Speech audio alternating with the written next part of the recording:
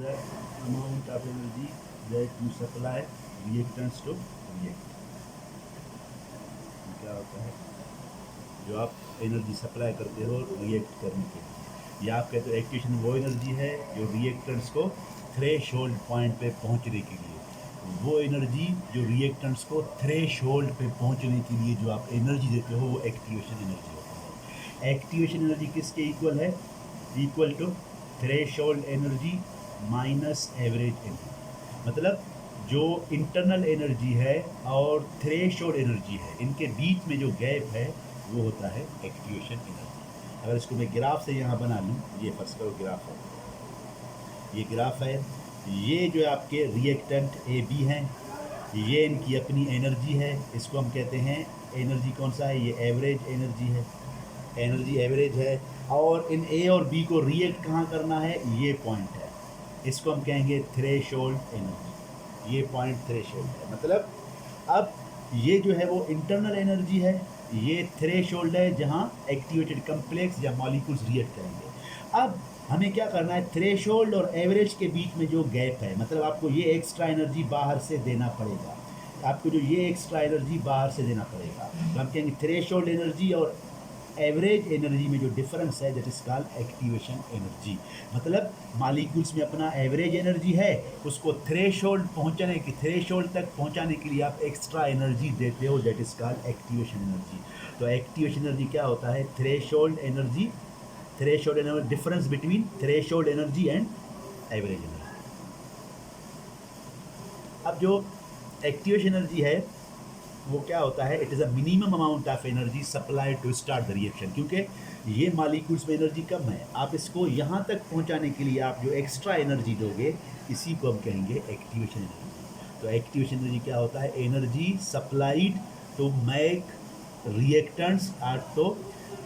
Reactants to reach at the threshold level. Reactants को threshold level energy पे पहुँचाने के लिए आप जो एक्स्ट्रा एनर्जी देते हो, उसी को आप कहते हो एक्टिवेशन एनर्जी। अब हम यहाँ बात करेंगे, कुछ रिएक्शंस हैं एक्सोथर्मिक और कुछ एंडोथर्मिक है, इनके हम उसको देखेंगे। अब इसी ग्राफ से हम इसके पूरे सिस्टम को डिफाइन करेंगे। इसी ग्राफ से आप देखना, ये एक फर्स्ट करो ग्राफ है, एक ग्राफ ये है, इन दोनों ग्राफ से हम इनको डिफाइन करेंगे। फर्स्ट करो, यहाँ रिएक्टेंट ए और बी है, ये इनकी, यहाँ रिएक्टेंट ए और बी है, और this is called threshold energy.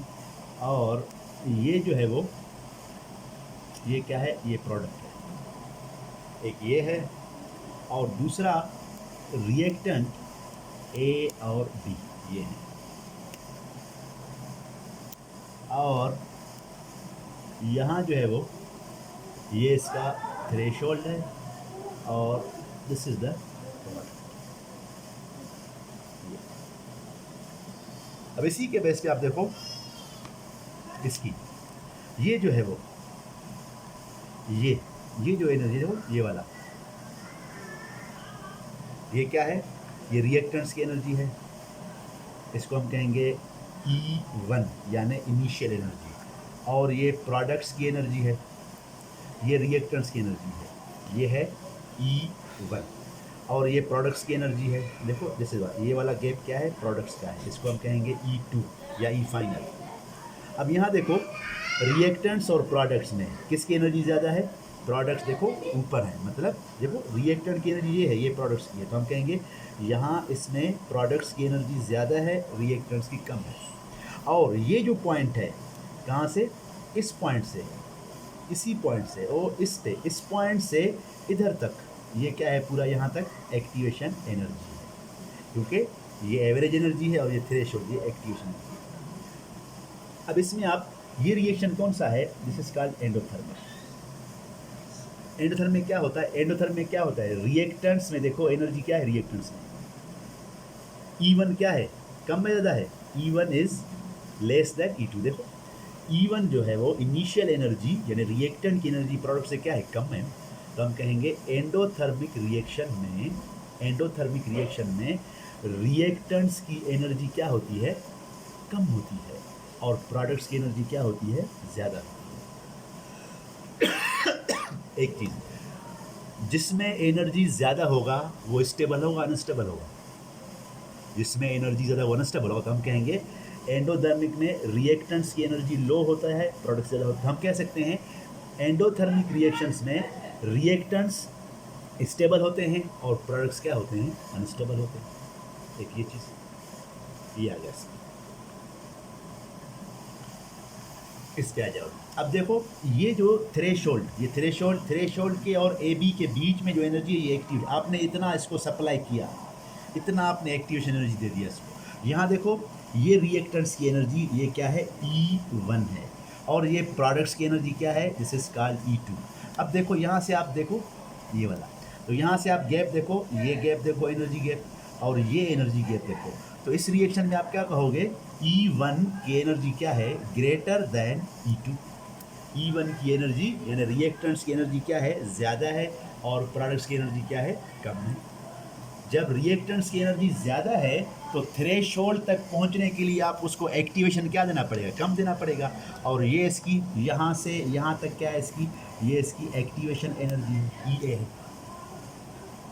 तो अब देखो यहाँ देखो ये कौन सा रिएक्शन है, इसमें प्रोडक्ट्स की एनर्जी क्या है, रिएक्टेंट से कम है, तो हम यहाँ कह सकते हैं एक्सोथर्मिक रिएक्शन में प्रोडक्ट्स की एनर्जी लो होती है और रिएक्टेंट्स की एनर्जी हाई होती है। तो हम कह सकते हैं एक्सोथर्मिक में प्रोडक्ट्स हाईली स्टेबल होते हैं और रिएक्टर्स क्या होते हैं, हाईली अनस्टेबल होते हैं। अब अगर हम इसकी बात करें फॉरवर्ड और बैकवर्ड, पहले हम एक्सो में देखते हैं। यहाँ इसको मैं C मानता हूँ, प्रोडक्ट को C। अब जब पहले हम एक्सो की बात करते हैं, एक्सो में पहले हम फॉरवर्ड रिएक्शन को देखते हैं, ये C। दूसरा हम बैकवर्ड को देखेंगे, मतलब C से वापस क्या बन रहा है, A और B। अब यहाँ देखो, यहाँ से कंपेयर करेंगे। अब देखो फॉरवर्ड रिएक्शन में देखो कितना एक्टिवेशन एनर्जी है, ये वाला मैंने कहा रिएक्टेंट्स और थ्रेशोल्ड में, ये देखो कितना एनर्जी है, ये वाला। तो हम कहेंगे एक्सोथर्मिक रिएक्शन में जो फॉरवर्ड रिएक्शन है इसकी एक्टिवेशन एनर्जी क्या होती है, लो होती है, क्योंकि यहाँ आपको कम एनर्जी देना पड़ेगा, क्योंकि मालिक्यूल्स पहले ही हाई एनर्जी में है, थोड़ा एनर्जी दोगे ये प्रोडक्ट बनाएंगे।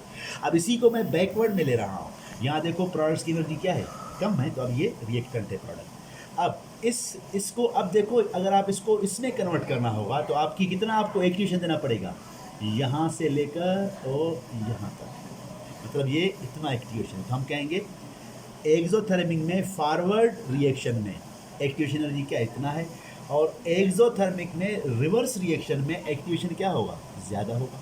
तो यहाँ एक्टिवेशन क्या होगा, आपको ज़्यादा देना पड़ेगा। इधर आ जाओ, एंडोथर्मिक में आ जाओ।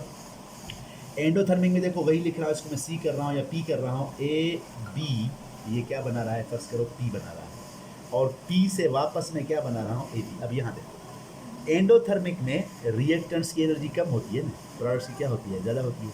तो एंडोथर्मिक में आपको कितना एक्टिवेशन देना पड़ेगा, यहाँ से और यहाँ तक आपको एक्टिवेशन। तो हमने एंडोथर्मिक में जो फॉरवर्ड रिएक्शन है उसमें एक्टिवेशन क्या होगा, उसमें एक्टिवेशन एनर्जी क्या होगा, हाई होगा।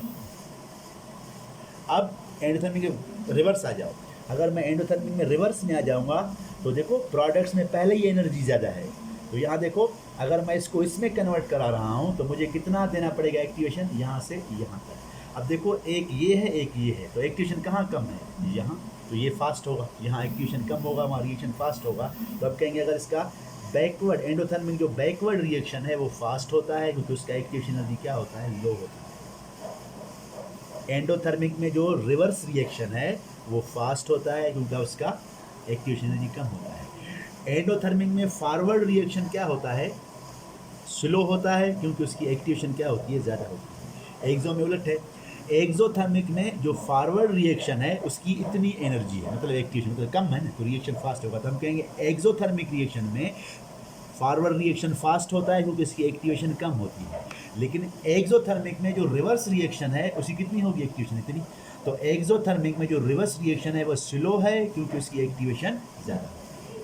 This is about the exothermic को एक्टिवेशन एनर्जी। तो एक्टिवेशन एनर्जी क्या होता है, वो अमाउंट ऑफ एनर्जी जो आप किसी रिएक्टेंट को थ्रेशोल्ड लेवल पे पहुंचाने के लिए जो सप्लाई करते हो। Minimum amount of energy supplied to the reactant to reach the threshold level. Threshold energy तक पहुंचाने के लिए आप जितना जो उसको एनर्जी दो वो क्या होता है, एक्टिवेशन एनर्जी होता है। और एक्टिवेशन एनर्जी क्या होता है, it is a difference between average energy and threshold. Threshold energy क्या होता है, वो पॉइंट जहां मॉलिक्यूल्स रिएक्ट करना स्टार्ट करते हैं यानी एक्टिवेटेड कम्प्लेक्स बनाते हैं।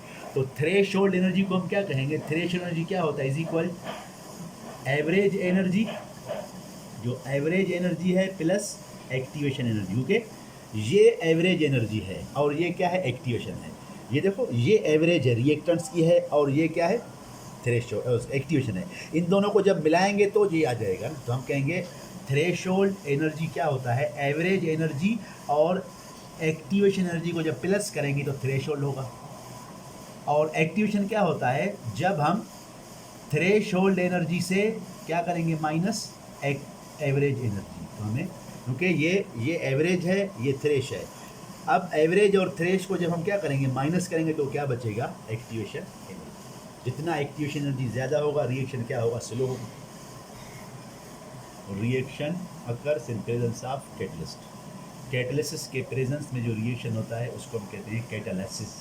मतलब वो कैटलिस्ट क्या होता है, कैटलिस्ट क्या होता है, ये वो सब्सटेंस है जो क्या करता है, रेट ऑफ रिएक्शन को चेंज करता है। मतलब ये क्या करता है, रेट ऑफ रिएक्शन को फास्ट करता है। कैसे फास्ट करता है, ये अल्टरनेट पाथ प्रोवाइड करता है। अल्टरनेट पाथ, क्योंकि हमने कहा कि जनरली क्या होता है, रिएक्टेंट्स को रिएक्ट करने के लिए आप क्या देते हो, एक्टिवेशन एनर्जी, कि वो थ्रेशोल्ड पे पहुंचे। ये क्या करता है, एक्टिवेशन एनर्जी को कम करता है, मतलब थ्रेशोल्ड एनर्जी को कम करता है, तो रिएक्शन रेट क्या हो जाएगा, फास्ट हो जाएगा। तो हम कहेंगे कैटलिस्ट क्या करता है, ये लोअर्स द एक्टिवेशन, जो एनर्जी बैरियर है। अगर फर्स्ट को एक मालिक्यूल है, इसको थ्रेशोल्ड ये है, उसको यहाँ से यहाँ तक एनर्जी दोगे फिर प्रोडक्ट बनाएगा। अगर हम क्या करें, दूसरा रास्ता शॉर्टकट बनाए, एंजाइम क्या करता है, वो कैटलिस्ट क्या करते हैं, शॉर्टकट, मतलब क्या करते हैं, ये शॉर्टकट करते हैं। मतलब इस चीज़ को, ये जो बैरियर है यानी जो एक्टिवेशन एनर्जी, इसको क्या करते हैं, इसके रेट को कम करते हैं, जिससे क्या होता है, प्रोडक्ट ज़्यादा बनता है। तो हम कहेंगे कैटलिस्ट क्या करते हैं, catalyst increases the rate of reaction by decreasing the activation energy. Activation energy को समझो एक पहाड़, बस करो ये पूरा एक पहाड़ है, ये पहाड़ है। अब जो रिएक्टेंट है इसको यहाँ पहुँचना है, यहाँ से क्रॉस करके यहाँ आना है। तो ये जो पहाड़ है ये एक्टिवेशन है। अगर मैं क्या करूँ, अगर मैं इस पहाड़ से दूसरा रास्ता बनाऊँ शॉर्टकट, इसको थोड़ा काटूँ, इस पहाड़ को अगर मैं क्या करूँ, बस करो ये पहाड़ आपका एक्टिवेशन एनर्जी है, इसको अगर मैं काटता जाऊँ काटता जाऊँ काटता जाऊँ काटता जाऊँ काटता जाऊँ काटता, यहाँ काट के रखा। अब जो रिएक्टेंट्स हैं वो यहाँ जाएंगे, मतलब अब उनको ज़्यादा जो है वो टाइम नहीं लगेगा यहाँ पर, मतलब प्रोडक्ट जल्दी बनेगा, तो रिएक्शन क्या हो जाएगा, फास्ट। तो अब कहीं कैटलिस्ट क्या करते हैं, they increase the rate of reaction by lowering the activation energy, lowering the वही है जो, मतलब एक आप पैदल जा रहे हो कहीं 2 किलोमीटर पैदल जा रहे हो, वो आपकी एक्टिवेशन है। अगर आप बाइक पे जाते हो तो मीन्स 2 किलोमीटर 2 मिनट में, वैसे घंटे में, वैसे आधे घंटे में लगाओगे, वैसे 2 मिनट में लगाओगे, तो ये फ़र्क है। मतलब बाइक आपका कैटलिस्ट का काम कर रहा है, उसको क्या कर रहा है, उस टाइम को बचा रहा है, उस रास्ते को कम कर रहा है, मतलब एक्टिवेशन को कम कर रहा है, वो इंक्रीज करता है। इसमें एग्जांपल्स हैं। तो कैटलिस्ट क्या करता है, they increase the rate of reaction, but क्या करता है कैटलिस्ट, लोअरिंग द, ये कैटलिस्ट रेट ऑफ रिएक्शन को इंक्रीज करता है, एक्टिवेशन एनर्जी को लोअर करता है। अब जो चीज़ हैं उसमें क्या होता है, नंबर 1 उसमें होता है स्टेबिलिटी।